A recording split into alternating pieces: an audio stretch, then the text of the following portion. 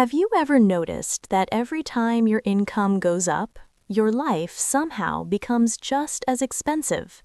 You get the raise, you feel responsible, mature, progressing, and yet 6 months later, your bank account looks almost identical to when you were earning less. So what happened? Let's look at someone realistic. Daniel is 29. He lives in Chicago. He earns $92,000 a year. After federal, state taxes, Social Security, and health insurance, he takes home roughly $5,300 per month. 5 years ago, he was earning $58,000. Back then, he had roommates, drove a used Honda, and saved modestly.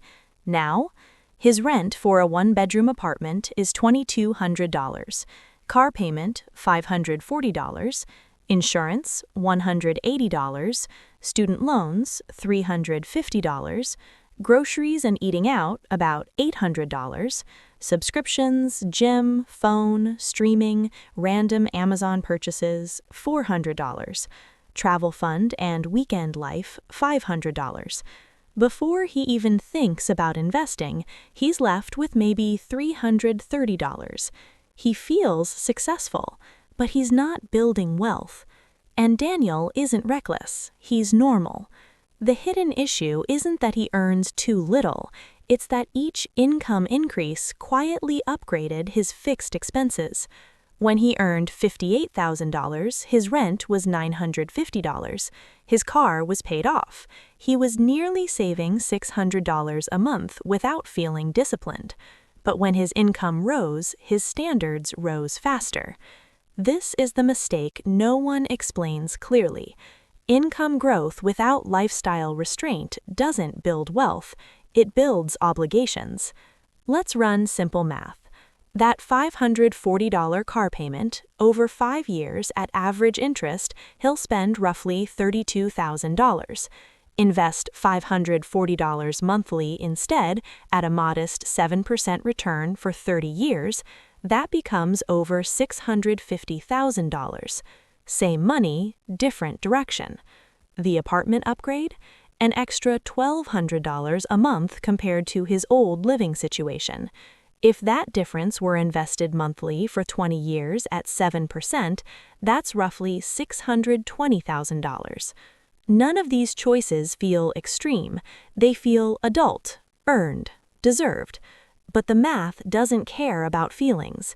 And here's where psychology enters. When income rises, identity shifts. You're no longer figuring it out. You're now someone who has made it. In the US and much of Europe, status is subtle but constant. Better neighborhood, newer car, solo apartment, nicer vacations. Not because you're trying to impress strangers, but because you're trying to confirm to yourself that your hard work meant something. This is called lifestyle inflation, but that term makes it sound accidental. It's not accidental, it's psychological reinforcement. You associate progress with visible upgrades. The problem is visible upgrades are usually liabilities, not assets. Most middle-class earners don't stay financially stuck because they're irresponsible. They stay stuck because each raise locks in higher monthly commitments, and commitments reduce flexibility. Flexibility is what creates wealth. When your fixed costs are high, you can't invest aggressively. You can't tolerate risk. You can't take advantage of market downturns. You can't change careers easily. You can't step back. Higher income, but lower freedom. Now imagine the same scenario with a different mindset. Emma, 31, earns 88,000 euros in Berlin. After taxes, about 4,500 euros monthly. When her salary increased from 60,000 euros, she didn't upgrade apartments immediately. She kept her 1,100 euro rent, she drives a reliable used car, no payment. Her fixed expenses are about 2,400 euros. That leaves over 2,000 euros per month. She invests 1,500 euros consistently into index funds. At 7% annually, 1,500 euros for 25 years becomes over 1.2 million euros. No crypto speculation, no business empire, no hustle slogans, just margin. That's the difference. Financially intelligent people don't treat raises as permission to expand lifestyle. They treat raises as an opportunity to widen the gap between income and expenses. That gap is what compounds. Most people expand their life to match income. Wealthy thinkers expand investments instead. And here's the uncomfortable truth. Income growth can actually delay wealth if it convinces you that you're already doing well. Because when income feels high enough, urgency disappears. You assume wealth will come naturally. But wealth isn't about income level. It's about ownership and compounding over time.